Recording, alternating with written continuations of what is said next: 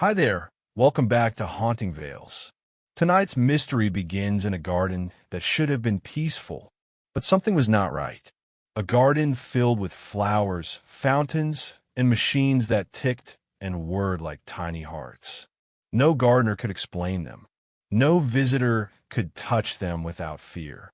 When Miss Marple is called to investigate, she discovers that every clockwork flower and spinning mechanism hides a secret someone has kept buried for decades.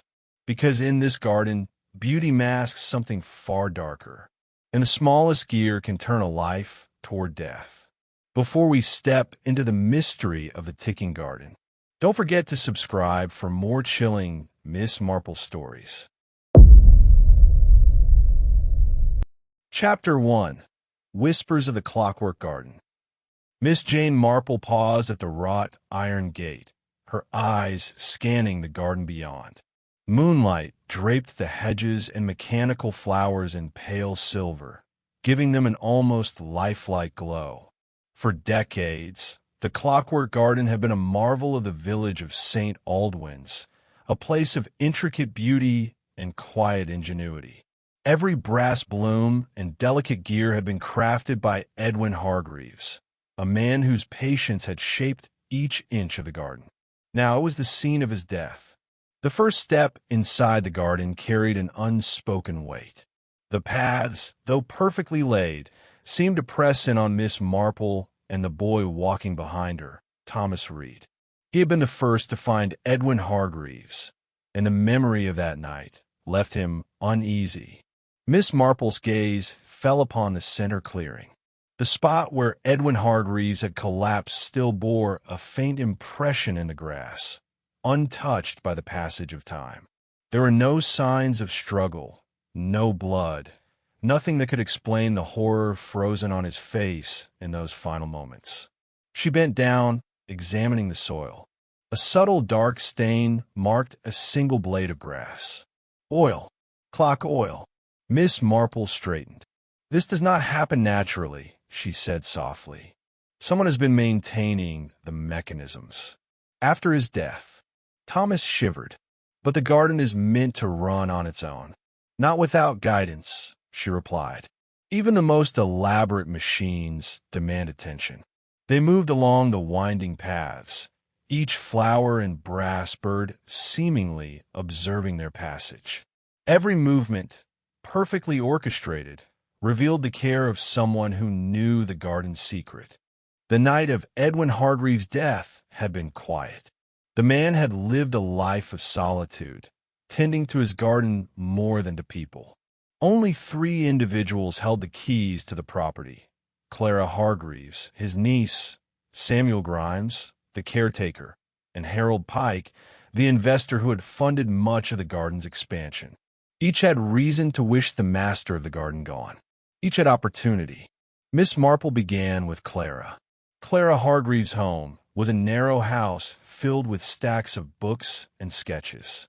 Ink-stained fingers traced the edges of her notebooks as she spoke. "I love my uncle," she said, her voice trembling. "I would never harm him." "I do not doubt your feelings," Miss Marple replied. "But fear and grief often cloud our judgment." Clara hesitated, then admitted, "We argued the night he died about the garden. He changed his will." Miss Marple leaned forward slightly. "To whom?" "To Harold Pike," Clara whispered. "He promised it to me, but he changed his mind." Silence fell for a moment before Clara added, "I left while he was still alive. I never returned that night." Samuel Grimes lived on the edge of the fields. His cottage smelled faintly of oil, and his hands bore the evidence of years spent among machinery. "I did not harm him," Samuel said, speaking quickly. "Not in anger, not in malice." "Were you in the garden that night?" Miss Marple asked. "I arrived later than usual," he admitted. "I was delayed." "By what?" "The tavern," Samuel said. His eyes flicked away. "But I finished my work after I arrived." "Did you see Edwin Hargreaves?" "Yes," Samuel said. "He was beneath the main platform, working as usual. He seemed troubled, though he said nothing directly to me, except that the mechanism was behaving strangely, in ways it should not. Miss Marple nodded slowly, her mind piecing together the quiet tension that had built in the garden. Harold Pike received her in a house polished to perfection. Every word he spoke seemed carefully measured, every gesture precise. "This is a most unfortunate event," he said. "Edwin Hargreaves was difficult, but he was a genius." "You now possess his estate," Miss Marple said. "Yes," Pike replied. "Everything is settled legally." Miss Marple studied him. "You once attempted to purchase the garden years ago and were refused." Pike's expression remained composed. "I waited until circumstances changed. That is all." "Where were you the night he died?" "At home, with my wife," he said quickly. His calm veneer barely concealed tension. Miss Marple made no reply, only observed him carefully, filing each answer away in her mind. That night, Miss Marple returned alone. She lifted the hidden hatch that Samuel Grimes had mentioned and descended into the underground chamber. Below, the gears and drums formed a vast network, the hidden heart of the garden. Each rotation drove the flowers above, keeping the illusion of life intact. And then she saw it.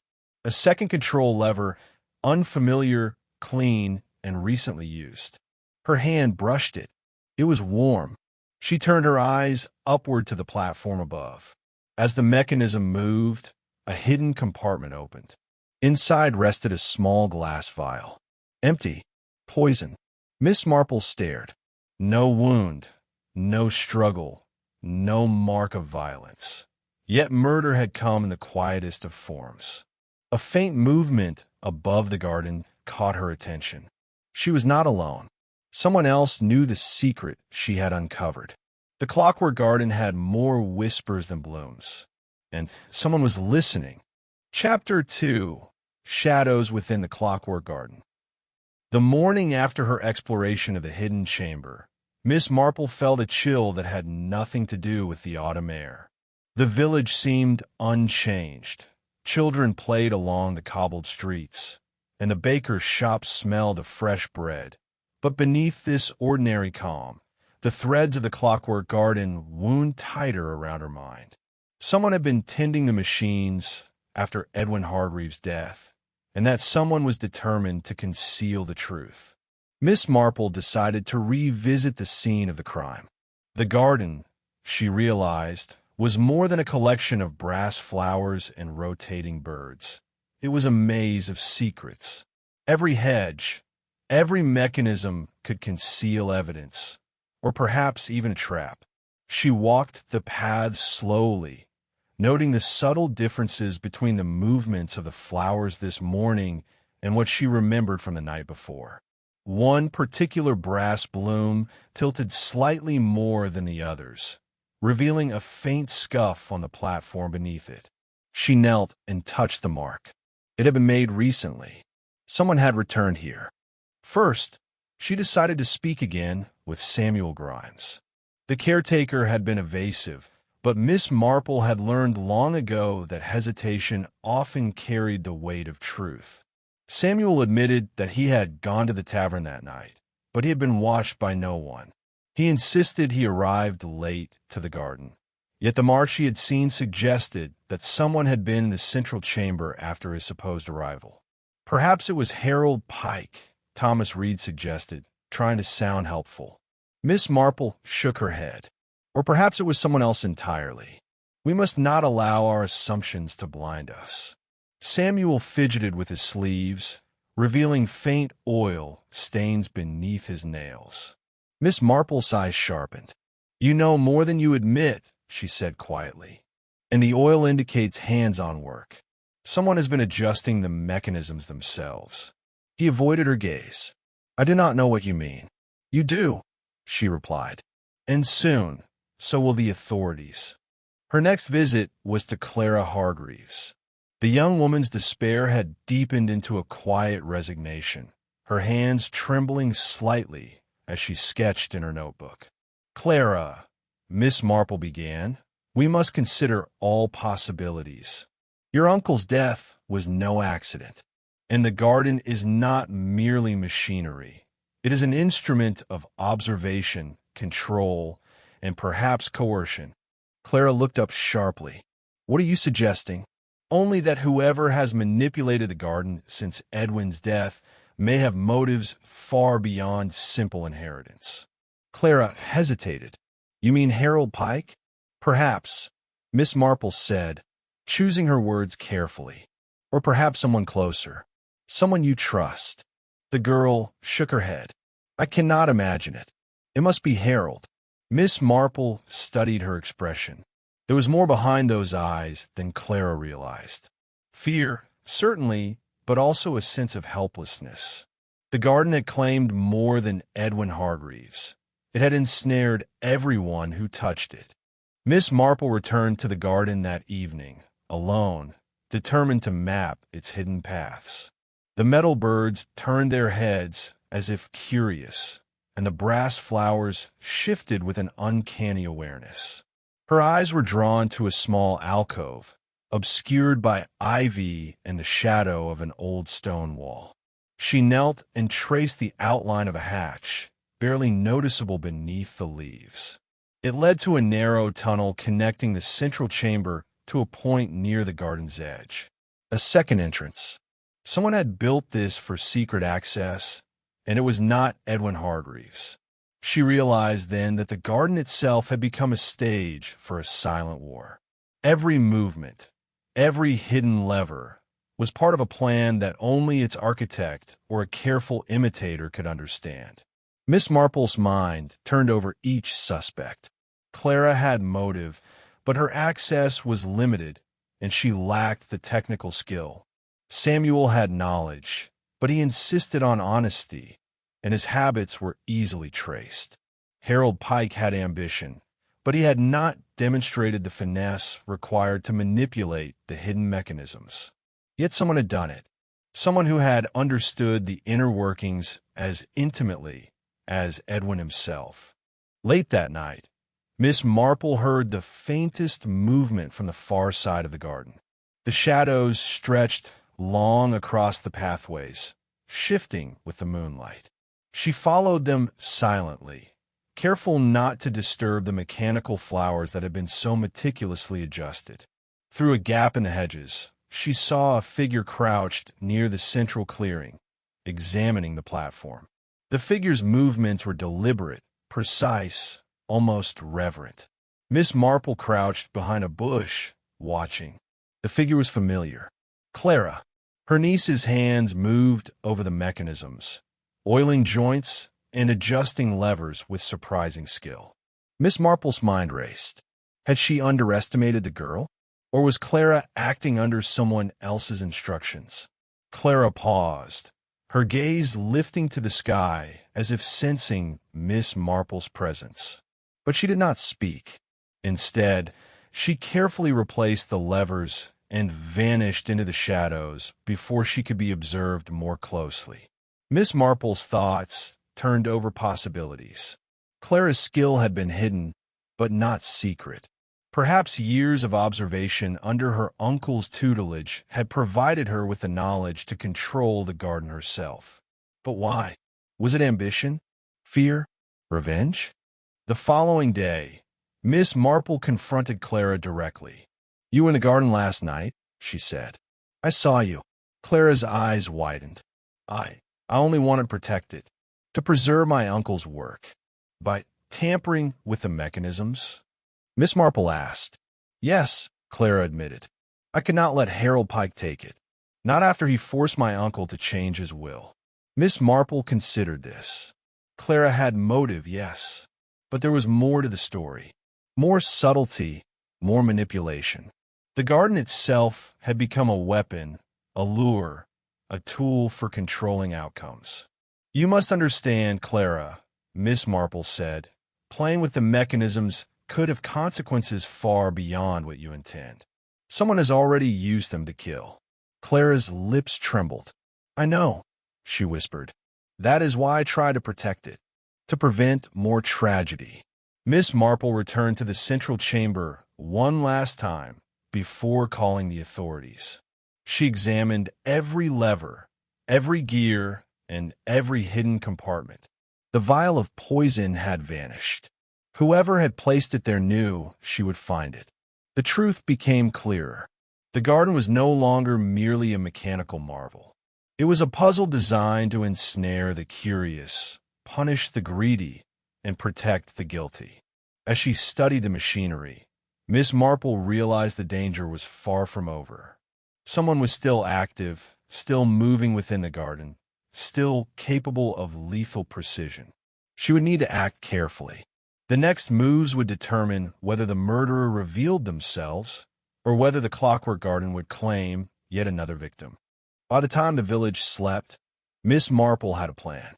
She would gather all 3 suspects in the garden under the guise of a discussion about inheritance. There, hidden beneath layers of gears and pathways, she would observe their actions and uncover who had been manipulating the garden since Edwin Hargreaves' death. Every detail mattered. The way hands moved over levers, the hesitation before stepping on a path, the careful avoidance of certain flowers and birds. In a place where movement was measured and calculated, even the smallest gesture could betray the truth. Miss Marple felt a thrill of anticipation. The puzzle was almost complete. The pieces were aligned, and soon the shadow that had hidden behind the brass balloons and iron gates would be revealed. Chapter 3: Revelation in the Clockwork Garden. Miss Marple arrived at the garden just as dawn was beginning to break, the first pale light filtering through the moving leaves and mechanical blooms. The night's shadows still lingered, clinging to the edges of the hedges and the corners of the paths. This would be the day when truth revealed itself, when the Clockwork Garden, silent witness to Edwin Hargreaves' death, would finally disclose its secrets. She waited at the center clearing, her eyes scanning every flower, every rotating bird, and every hidden lever she had discovered. Today, she would confront all 3, Clara Hargreaves, Samuel Grimes, and Harold Pike. Each had a role to play, whether out of greed, fear, or loyalty, and Miss Marple would uncover it. The first to arrive was Clara. She stepped lightly, yet her composure betrayed her anxiety. Her fingers brushed against the metal petals of the flowers, almost reverently. "I did what I thought was right," Clara said quietly. "I wanted to protect my uncle's work. I did not intend for anyone to be hurt." Miss Marple nodded. "Intentions matter less than outcomes, my dear. Actions have consequences, and the garden has been used to exact more than one." Clara's eyes fell, and for the first time she seemed truly fearful. Samuel Grimes came next. His face was drawn, his hands trembling slightly, though he tried to mask it with a forced calm. "I only cared for the garden as my duty required," he said. "I did not harm him. I would never." Miss Marple raised a hand. "We shall see. Your care, however diligent, may have facilitated what occurred." Harold Pike was last to arrive, moving with the ease of someone who had never learned fear. He smiled, but there was a tension beneath it that Miss Marple noted immediately. "Good morning," he said. "I assume we are here to discuss the estate?" "Yes," Miss Marple replied. "But the garden has its own story to tell, and it reveals more than words sometimes can." Miss Marple asked them to follow her along the paths to the center platform, where she had uncovered the hidden chamber.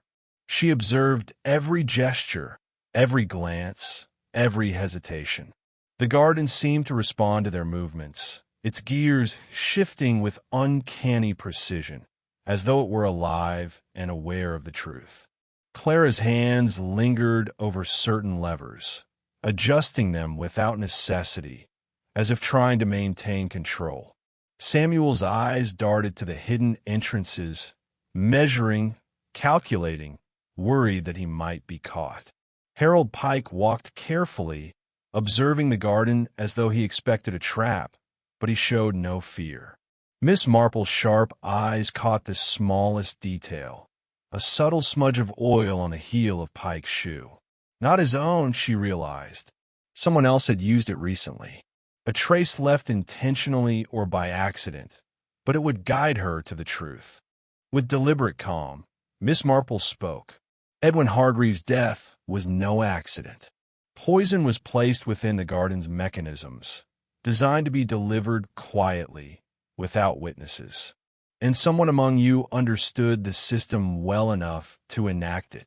The three exchanged glances, tension crackling in the air. Miss Marple's gaze rested on Harold Pike. You funded the garden's expansion. You knew every lever, every hidden pathway, every secret of its construction. You had opportunity and you had motive. You were determined to control it all, even after Edwin's death. Pike's composure faltered. That is preposterous, he said, though his voice betrayed a flicker of doubt. Yet it is true, Miss Marple continued, and the garden itself bore witness to your movements. The marks of oil, the adjustments to the mechanisms, even the timing of certain actions, all reveal your hand in this tragedy. Clara gasped. No, it wasn't him. Miss Marple shook her head. You acted with care to protect the garden, yes, but it was not your actions that killed your uncle. The murderer exploited the garden's complexity to hide the crime. That murderer is here. Samuel Grimes spoke then, his voice shaking. It wasn't me. I cared for the garden, yes, but I would never. Miss Marple held up her hand. You are innocent of the murder itself, though your knowledge allowed the murderer to move undetected. The culprit is Harold Pike. He sought to inherit the garden and control its secrets. He placed the poison, knowing how the mechanisms could conceal it, and he planned to make it appear as though Edwin Hargreaves died naturally. Pike's face went pale. You have no proof, he said, but Miss Marple had already anticipated this. She gestured toward the platform. The evidence lies in the patterns of movement within the garden, in the hidden entrances you tried to avoid, and in the timing of your visits. Even the smallest misstep leaves a trace, and this garden preserves every trace meticulously. Pike's composure collapsed. He reached for the gates, but Samuel moved quickly, blocking him, while Clara stood frozen, understanding the truth. The authorities arrived shortly afterward, summoned discreetly by Miss Marple. Pike was taken into custody, protesting, yet no one doubted the outcome. The garden, which had been a scene of beauty and murder alike, now held the silent testament to the cunning and ambition that had caused Edwin Hargreaves' death. Clara looked at Miss Marple, her eyes filled with gratitude and relief. I thought I had to protect it at all costs, she whispered. But I see now that truth matters more than control. Yes, Miss Marple replied. And even the most intricate designs cannot hide the consequences of human intent. Machines may be precise, but humans leave their marks in ways they cannot erase. The morning sun glinted off the brass flowers, revealing their intricate beauty once more. The garden remained a marvel, but now it was free from the shadow of murder. Miss Marple turned to Clara and Samuel. Take care of it, she said. But remember, the garden does not forgive mistakes lightly. Clara nodded. We will. As the villagers arrived, curious about the events of the garden, Miss Marple stepped back, observing quietly. Her mind already considered the next puzzle, but for now, justice had been served. And for those of you following this story, the mysteries of St. Aldwyn's are far from over. If you enjoyed unraveling the secrets of the Clockwork Garden with Miss Marple, make sure to subscribe, hit the notification bell, and follow for more thrilling mysteries. Every corner hides a story, every shadow a clue, and your next adventure could be just around the bend.